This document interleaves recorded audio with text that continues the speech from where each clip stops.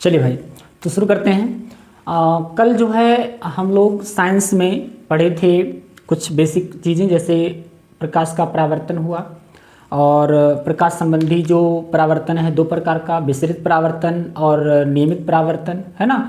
और भी कुछ महत्वपूर्ण जानकारियों को सीखे थे। आज के क्लास में उसके आगे बढ़ते हैं। तो आज का जो हमारा पहला टॉपिक है वह है प्रकाश की उत्क्रमणीयता, रिवर्सिबिलिटी ऑफ लाइट।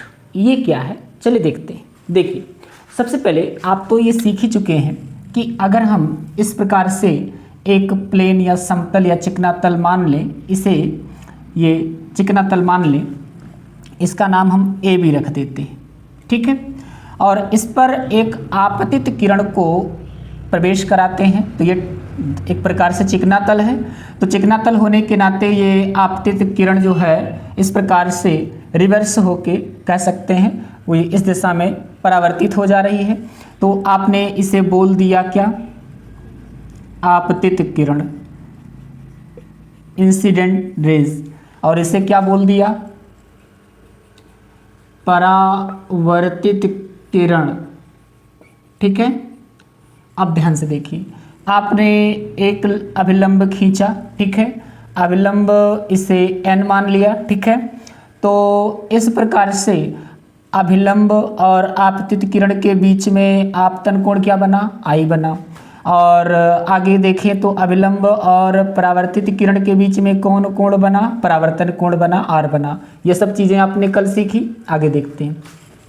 तो प्रकाश की उत्क्रमणीयता है क्या? प्रकाश की उत्क्रमणीयता का तात्पर्य यह है कि अगर हम आपतित किरण को, है ना, आपतित किरण को देखें तो ये टकराने के बाद अगर हम इसका डायरेक्शन मान लें पी एन और आगे से मान लेते हैं क्यू, तो पी एन आपतित किरण और एन क्यू परावर्तित किरण है। तो अगर हम देखें तो इस प्रकार आपतित किरण आई और एन पे टकराई और एन क्यू दिशा में चली गई। अगर हम परावर्तित किरण को आपतित किरण मान लें, यहाँ पर एक दर्पण लगा दें, समतल दर्पण, और इस प्रकार इस परावर्तित किरण को हम बना दें क्या, आपतित किरण। अगर मैं इसको आपतित किरण बना दूं तो यह आपतित किरण जो होगी यह इस प्रकार से परावर्तित किरण अगर आपतित किरण बन जाए तो यह आपतित किरण बन जाती है क्या, परावर्तित किरण। यह आपतित किरण बन जाती है परावर्तित किरण। तो प्रकाश की उत्क्रमणीयता क्या कहती है कि अगर मैं परावर्तित किरण को मान लूं आपतित किरण, तो इस प्रकार से जो हमारा आपतित किरण है वो डाइवर्ट हो जाता है परावर्तित किरण में। मतलब अगर प्रकाश की किरण परावर्तित मार्ग से आने लगे तो यह जो है आपतित किरण में परावर्तित हो जाएगी। मतलब आपतित वाली जो आपतन मार्ग है और परावर्तन मार्ग है दोनों वही रहता है, ठीक है। मतलब आपतित किरण में प्रकाशिक किरण आई और परावर्तित में गई, तो अगर परावर्तन वाले मार्ग को हम आपतन मार्ग मान लें तो आपतन वाला मार्ग परावर्तन हो जाता है। मतलब आपतन और परावर्तन दोनों सेम हो जाते हैं। तो यह प्रकाश की घटना कहलाती है प्रकाश की उत्क्रमणीयता, प्रकाश की उत्क्रमणीयता, ठीक है। बस इतना ही। अच्छा, अब अगर हम बात करें, एक दूसरी बात करें अगले इसमें टॉपिक की, तो यह है हमारा अगला टॉपिक, प्रतिबिंब। प्रतिबिंब क्या है, बहुत अच्छे से समझना। प्रतिबिंब को ही हम कहते हैं बिंब। प्रतिबिंब को ही हम क्या कहते हैं, बिंब कहते हैं। ध्यान देना, प्रतिबिंब और बिंब दोनों एक ही नाम है, ठीक है। देखिएगा, तो प्रतिबिंब कहो चाहे बिंब कहो, और अंग्रेजी में अगर इसे हम कहना चाहें तो क्या कहें, इमेज कहें, ठीक है। ध्यान देना, चाहे प्रतिबिंब कहो चाहे क्या कहो, बिंब कहो, ठीक है। तो प्रतिबिंब और बिंब दोनों एक ही हैं।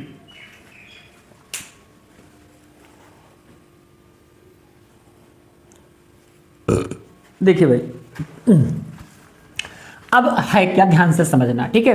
प्रतिबिंब और बिंब जिसे आप समझ रहे हैं, आखिर प्रतिबिंब यानी इमेज क्या है, ठीक है।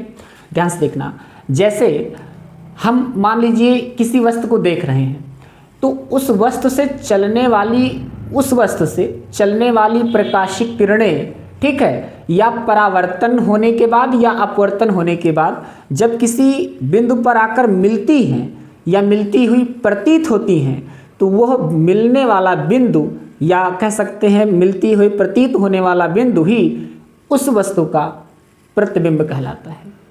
ठीक है, मैं आगे आपको बताऊंगा। ठीक है, फिलहाल एक बार रिवीजन कर रहा हूं, ध्यान से सुनिए। किसी वस्तु से चलने वाली प्रकाशिक किरणें परावर्तन के पश्चात या अपवर्तन के पश्चात जिस बिंदु पर मिलती हैं या मिलती हुई प्रतीत हो रही होती हैं, वह बिंदु कहलाता है प्रतिबिंब। क्या कहलाता है? प्रतिबिंब। आगे हम इमेज आपको बनाकर समझाएंगे। ठीक है, अभी आप इतना समझिए। तो जैसे मैं आपको थोड़ा सा बताऊं, जैसे मान लीजिए ये हमारी कोई वस्तु है भाई, ये हमारी कोई वस्तु है। इस वस्तु से चलने वाली प्रकाशिक किरणें इस प्रकार से मान लो अपवर्तन के पश्चात इस बिंदु पर मिली, तो ये हमारा वस्तु है। ये हमारा क्या हुआ? ये भी वस्तु है। और जिस बिंदु पर मिला रहा है, दोनों प्रकाशिक किरण जिस बिंदु पर मिल रही हैं, वो हमारा क्या है? प्रतिबिंब है। ठीक है ना, तो ये तो नॉर्मल सी बात हुई है ना। तो अपवर्तन या परावर्तन के पश्चात जिस बिंदु पर प्रकाशिक किरणें मिलती हैं या मिलती हुई प्रतीत होती हैं, उस बिंदु को उस वस्तु का प्रतिबिंब कहते हैं। क्लियर है? चलिए अब ध्यान से देखिए प्रतिबिंब क्या है। ठीक है, देखिए प्रतिबिंब की बात अगर हम करें तो सिंपल लैंग्वेज में भी सीख लीजिए, क्योंकि आगे जब हम समतल दर्पण, गोलीय दर्पण को पढ़ेंगे तो वहाँ कुछ और ज़्यादा क्लियर हो पाएगा कि प्रतिबिंब क्या है या इसके जो फंक्शन है उसके बारे में। तो पहले भी इतना आप जान लीजिए कि प्रतिबिंब क्या है। ध्यान से सुनिएगा। जब किसी वस्तु से प्रकाशिक किरणें चलती हैं तो चलने के बाद वो या तो किसी वस्तु से परावर्तित होंगी या उस वस्तु से अपवर्तित होंगी। तो परावर्तन के बाद या अपवर्तन के बाद जिस बिंदु पर वो प्रकाशिक किरणें मिलती हैं या मिलती हुई प्रतीत होती हैं, उस बिंदु को वस्तु का प्रतिबिंब कहते हैं। ठीक है, और सुनिए प्रतिबिंब दो प्रकार का है, एक वास्तविक प्रतिबिंब रियल इमेज और एक आभासी प्रतिबिंब वर्चुअल इमेज। मैंने इसमें अंग्रेजी ऊपर हिंदी नीचे की है, इसमें हिंदी ऊपर अंग्रेजी नीचे की है। ठीक है ना, तो वास्तविक प्रतिबिंब और आभासी प्रतिबिंब, यानी ये आभासी को वर्चुअल और वास्तविक प्रतिबिंब को रियल इमेज कहेंगे। ठीक है, अब सुनिएगा, अगर बात करें तो वास्तविक प्रतिबिंब किसे कहते हैं? देखो बहुत आसान है, ध्यान से सुनना। किसी बिंदु से चलने वाली प्रकाशिक किरणें अपवर्तन या परावर्तन के पश्चात दूसरे बिंदु पर वास्तव में मिलती हैं, जहां उस प्रकार से बना जो हमारा इमेज हुआ वो वास्तविक प्रतिबिंब हुआ। जिस बिंदु पर प्रकाशिक किरणें अपवर्तन या परावर्तन के पश्चात जाके मिलती हैं, वास्तविक रूप में मिलती हैं, वो हमारा वास्तविक प्रतिबिंब है। लेकिन जिस बिंदु से चलने वाली प्रकाशिक किरणें अपवर्तन या परावर्तन के पश्चात एक दूसरे बिंदु पर मिलती हुई प्रतीत होती हैं, उसे हम क्या कहते हैं? आभासी प्रतिबिंब। क्लियर है? स्पष्ट है? तो अगर मैं आपसे कहूं कि कैसे हम जानें कि यह आभासी है या वास्तविक है, तो इसके लिए आपको दिमाग लगाना पड़ेगा थोड़ा सा। कैसे? अब आप सोचिए कि ऐसा प्रतिबिंब हो कोई जिसे पर्दे पर प्राप्त किया जा सके, पर्दे पर प्राप्त किया जा सके। ठीक है, जिसे पर्दे पर प्राप्त किया जा सके वो हमारा कैसा प्रतिबिंब है? वास्तविक प्रतिबिंब है।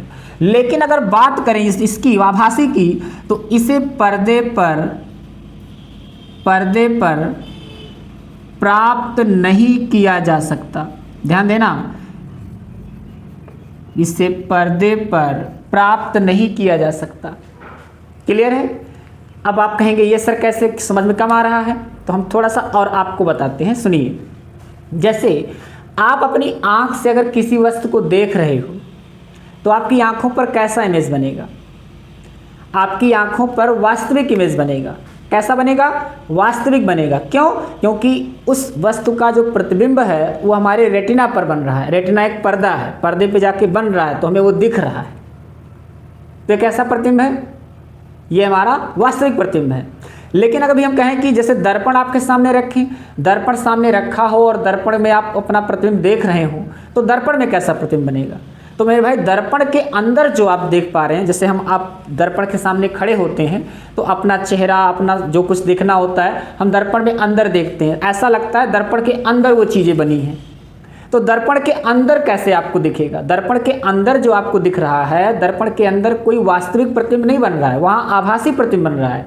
क्यों? क्योंकि वो पर्दे पर नहीं प्राप्त किया जा सकता। आप दर्पण में कैसे पर्दे पर प्राप्त कर सकते हैं? दर्पण वाला की जो अंदर प्रतिबिंब बना उस दर्पण पर कैसे प्राप्त कर सकते हैं?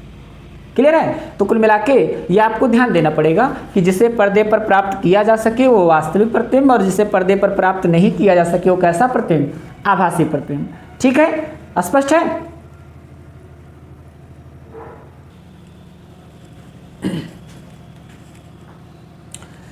है भाई? देखिए अब हमें एक चीज़ और ध्यान देना पड़ेगा, क्या कि अगला जो हमारा टॉपिक है वो है दर्पण। कौन सा टॉपिक है? दर्पण यानी मिरर। अब हमें दर्पण के बारे में जानना है। प्रकाश जो टॉपिक चल रहा है इसमें आपको अगला जो हेडिंग जानना है वो दर्पण के बारे में जानना है, मिरर के बारे में जानना है। तो इतना सब कुछ बताने के बाद मैं आपको एक खुशखबरी बता देता हूँ। आप सभी बच्चों के लिए ये खुशखबरी ये है कि भारत सरकार ने, है ना, खासकर यूपी बोर्ड ने स्पेशल अलाउ कर दिया है कि जितने भी विद्यालय हैं, चाहे वो सरकारी हों, चाहे वो प्राइवेट हों, निजी हों, जैसे भी हों, उन सभी में बस एक ही बुक चलनी चाहिए, वो है सरकारी बुक। वो है क्या? सरकारी बुक। मैं आपको दिखाता हूँ, देखिएगा। देखिए ये आपकी सरकारी बुक है।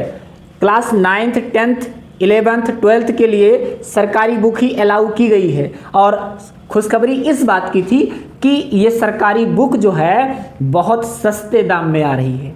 आप देख लीजिए, क्लास 10th की ये बुक है, मैथ की बुक है, और इसका जो प्रिंट मूल्य है यहाँ देखेंगे आप, ये 67 रुपये है। यही किताब अगर प्राइवेट में आती थी, है ना, किसी अन्य प्रकाशन की आती थी, तो मान के चलो 250, 300, 400 तक दाम बन जाते थे। लेकिन यही सरकारी बुक है और इसके दाम 67 है। तो अब आपके लिए एक खुशखबरी है कि आपका जो जेब है ना ढीला पड़ता था, वो जेब में आपका ज़्यादा असर अब नहीं पड़ेगा। तो आप सभी गार्जियंस और बच्चों के लिए खुशखबरी है कि आपके लिए सरकार ने अलाउ किया है, सरकारी बुक चलेगी और सरकारी बुक का दाम कम है। आप आसानी से अपने पढ़ाई को जारी कर सकते हैं इसके लिए। लेकिन थोड़ा सा प्रॉब्लम ये है कि इस सरकारी बुक में जो प्रश्नावली दी गई है मैथ की, जैसे स्पेशली बात करें या और भी विषयों की बात करें, तो उसमें कंटेंट उतने ज़्यादा नहीं दिए गए हैं जितना कि प्राइवेट बुकों में है। लेकिन फिलहाल सस्ता है, फिलहाल ठीक ठाक भी है, गड़बड़ नहीं है, इसके कंटेंट भी गड़बड़ नहीं है, लेकिन उतने कंटेंट इसमें अलाउ नहीं है जितने कि प्राइवेट में दिए गए थे। तो थोड़ा सा खुश होने की आवश्यकता है आपको कि ये सरकारी बुक अब आपकी हर विद्यालय में चलेगी। ठीक है, तो चलिए आगे हम पढ़ेंगे अब अपने इस टॉपिक में, साइंस वाले टॉपिक में, दर्पण को। तो दर्पण क्या चीज़ है? अगर हम आपसे कहें दर्पण क्या है, तो दर्पण को आप बस इतना बताएंगे कि कोई चिकना तल हो, ध्यान देना, कोई क्या हो? चिकना तल हो, और उसका एक सतह पर कलई या पेंट कर दिया जाए। ठीक है, जिससे प्रकाशिक किरणें आर पार न जाने पाएँ।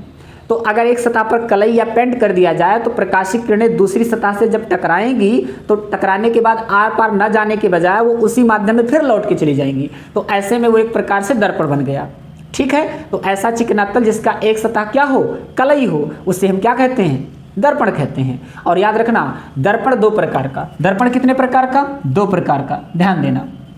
एक को कहते हैं समतल दर्पण, एक को कहते हैं क्या?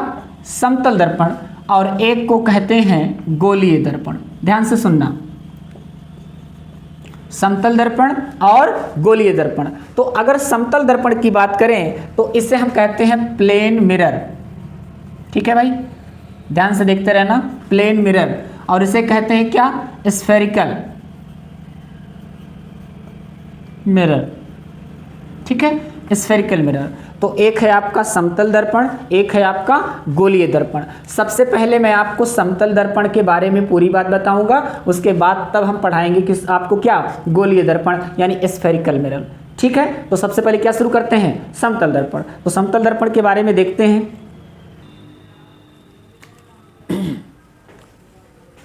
ठीक है, चलिए आगे देखते हैं, आगे क्या जानना है। आगे हमें समतल दर्पण में ये जानना है कि इसकी क्या क्या क्वालिटियाँ होती हैं समतल दर्पण की। मैं आपको बता दूं समतल दर्पण की बहुत क्वालिटी होती है, बहुत ज़्यादा फैक्ट इसमें छिपे हैं, हम आपको एक एक करके बताते हैं, बस आप धैर्य बना के सुनिएगा, ठीक है। जैसे मैं बात करूं, अगर एक मैं समतल दर्पण बनाऊं तो सबसे पहले मैं इस प्रकार से एक आकार बना लेता हूं। ये इस प्रकार से एक समतल दर्पण तैयार हो गया, ठीक है। तो नीचे का तल मैंने कालिक, ये क्या बोलते हैं, पेंट लगा दिया है, या कह सकते हैं कि इसका जो है एक लेप लगा दिया है। तो इसे हम इस नीचे वाले तल को कह सकते हैं, है ना, लेप वाला तल, यानी कह सकते हैं कि इसे अगर हम कहें इसको तो कलई भी कह सकते हैं, कलई वाला तल कह सकते हैं, ठीक है। कलई किया तल, ठीक है। और ऊपर वाला जो तल है, ऊपर वाला इसके जो तल है, ये ऊपर वाला तल कहलाएगा क्या, ऊपर वाला तल कहलाएगा परावर्तक तल। परावर्तक तल मतलब इस तल से प्रकाशिक किरणें परावर्तित होंगी। तो जैसे मैं मान लूँ ये प्रकाशिक किरण आई और ऐसे रिफ्लेक्ट हो गई, तो इस प्रकार से ये तल क्या बना, परावर्तक तल। और अगर हम थोड़ा सा रचना करें, है भाई, तो ये अभिलंब हो गया, ये आपका आपतन कोण हो गया, ये परावर्तन कोण हो गया, ठीक है। अब बात ये हमें जाननी है एक एक करके कि ये पहला पॉइंट क्या कहना चाह रहा है। समतल दर्पण में प्रतिबिंब सदैव आभासी व सीधा बनता है, ठीक है। अब समतल दर्पण वही दर्पण जो आप अपने घरों में नॉर्मली यूज करते हैं, ठीक है, वही समतल दर्पण है। तो समतल दर्पण में जो प्रतिबिंब बनेगा वो कैसा बनेगा, समतल दर्पण में प्रतिबिंब जो बनेगा वो हमेशा सीधा बनेगा। कैसा बनेगा, सीधा। और कैसा बनेगा, आभासी बनेगा। कैसा बनेगा, आभासी बनेगा। तो इसका मतलब ये हुआ कि समतल दर्पण में प्रतिबिंब हमेशा अगर आप जिस स्थिति में रखेंगे वैसे बनेगा। मतलब अगर आप तिरछा करके आप उसमें देख रहे हैं तो तिरछा दिखेगा, सीधा करके देख रहे हैं तो सीधा दिखेगा। लेकिन जैसे आप वस्तु का लोकेशन सीधा रखें वैसे सीधा सीधा वहाँ प्रतिबिंब बनना है।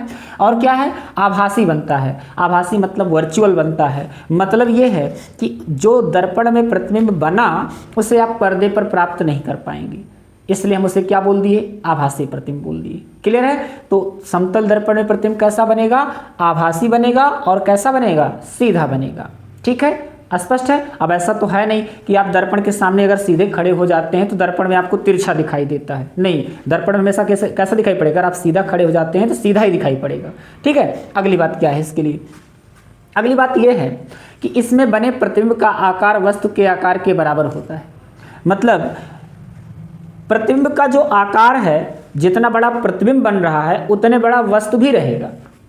जितने बड़ा प्रतिबिंब बन रहा है उतने बड़ा वस्तु का भी आकार बनेगा। सिंपल सी बात। अगर आप दर्पण के सामने देखें तो अपना पूरा प्रतिबिंब अगर आप बनाना चाहते हैं तो इस हिसाब से देखें तो आपका पूरा आकार दर्पण में अगर बन रहा है तो इसका मतलब दर्पण का लंबाई और आपका लंबाई सेम सेम होना चाहिए। अच्छा, तो इसमें अगली पॉइंट ये है कि इसमें बने प्रतिबिंब का आकार वस्तु के आकार के बराबर होता है, ठीक है। आगे है कि दर्पण में प्रतिबिंब उतनी दूरी पर पीछे बनता है जितना वह दर्पण के आगे रखा रहता है। इसका मतलब क्या हुआ, इसका मतलब ये हुआ जैसे मैं किसी समतल दर्पण के सामने मान लो 1 मीटर आगे खड़ा हूँ, 1 मीटर आगे खड़ा होकर के उसमें अपना प्रतिबिंब देख रहा हूँ, ठीक है। तो अगर आप 1 मीटर आगे खड़ा होकर के दर्पण से अपना प्रतिबिंब देख रहे हैं तो दर्पण में आपको लगेगा कि उसके अंदर भी 1 मीटर अंदर या 1 मीटर बाद कोई चीज़ खड़ी है, हम खड़े हैं, ऐसा दिखेगा आपको। जबकि दर्पण की मोटाई उतनी नहीं होती कि 1 मीटर की मोटाई हो कि उसमें पीछे जाके आपको मिल जाए, नहीं, वो आभासी बनता है ना, इसलिए ऐसा। तो ध्यान देना, तो जितना दूरी पर वस्तु रखी है दर्पण से उतने दूरी पर अंदर भी जाके उसका प्रतिबिंब बनाता है, ठीक है, यही बात कह रहे थे। अच्छा, ये बात हो गई। एक और इम्पोर्टेंट बात यह है कि समतल दर्पण में अगर आप उसके तरफ भी वेग से आ रहे हैं, भी वेग से समतल दर्पण की ओर आ रहे हैं तो समतल दर्पण में उसका दुगुना वेग आपको दिखाई पड़ेगा। समतल दर्पण में उसका कौन सा वेग, दुगुना वेग दिखाई पड़ेगा, ये बात याद रखना, ठीक है। और इम्पोर्टेंट बात एक और है कि अगर मान लो ये समतल दर्पण है, ठीक है भाई, ये समतल दर्पण है, तो समतल दर्पण की ऊंचाई मान लो जो भी कुछ होगी, मान लो एक वस्तु है भाई, इस वस्तु की ऊंचाई मान लो h है, इस वस्तु की ऊंचाई कितनी है, h है। तो इसका पूरा पूरा प्रतिबिंब अगर दर्पण में बनाना है, पूरा पूरा प्रतिबिंब अगर दर्पण में बनाना है तो क्या करेंगे, जितना वस्तु की ऊंचाई है उस ऊंचाई का आधा ऊंचाई होना जरूरी है। किसी वस्तु का पूरा पूरा प्रतिबिंब अगर दर्पण में बनाना है तो दर्पण की ऊंचाई उस वस्तु की ऊंचाई की आधी होनी जरूरी है, तभी पूरा बन पाएगा, अन्यथा पूरा नहीं बनेगा। आप अपने घर पे ट्राई कर सकते हैं। आप कोई समतल दर्पण लें और उसमें आप अगर आप नज़दीक होकर देख रहे हैं, जितना वस्तु बड़ा आपको उसमें दिख रहा है उसको चाहे जितना दूरी पर लेकर जाओ, चाहे जितना दूर कर दो वस्तु को, उतने बड़ा प्रतिबिंब उसमें तब भी दिखाई पड़ेगा। दूरी कोई बहुत बड़ी मायने नहीं रखती कि आप ये सोचें कि थोड़ी दूर पर दर्पण लिए हैं और हम अपना चेहरा देख रहे हैं तो छोटा सा दिखाई पड़ रहा है, लाओ और दूर कर देते हैं तो पूरा शरीर उसमें दिखाई पड़ेगा। ऐसा नहीं, ऐसा नहीं, याद रखना। आप घर पे ट्राई करके देख सकते हैं कि जितना दूरी पर आप अपना बड़ा चेहरा देख रहे हैं उसको और दूर कर दो दर्पण को, फिर देखो क्या उतने बड़ा चेहरा दिख रहा है या पूरी शरीर दिख रही है या कितना और बड़ा भाग दिख रहा है। आप देखेंगे ऐसी स्थिति में तो उतना ही बड़ा प्रतिबिंब हमेशा बनेगा। आप ट्राई करके देख लीजिएगा, ठीक है। तो ये रही बात किसकी, समतल दर्पण से संबंधित की। एक इंपॉर्टेंट बात और समझ लीजिए कि समतल दर्पण की जो फोकस दूरी होती है वो अनंत होती है। फोकस दूरी क्या होती है, अनंत होती है। ये एग्जाम में पूछा गया क्वेश्चन है, ध्यान देना, ये एग्जाम में पूछा गया क्वेश्चन है मेरे भाई कि समतल दर्पण की जो फोकस दूरी होती है वो क्या होती है, अनंत होती है। क्लियर।